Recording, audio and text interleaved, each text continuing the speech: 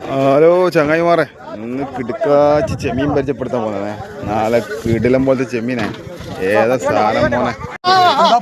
ഈ ചെമ്മീനൊന്നുമല്ല, ഇതുമല്ല, ഈ ചെമ്മീനും അല്ല. ഇത് 350, 400, ഇത് 500.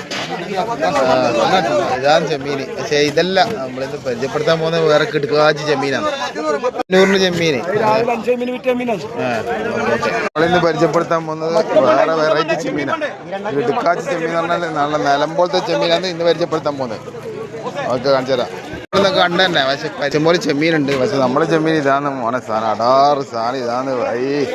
കിടുക്കാച്ചി ചെമ്മീൻ.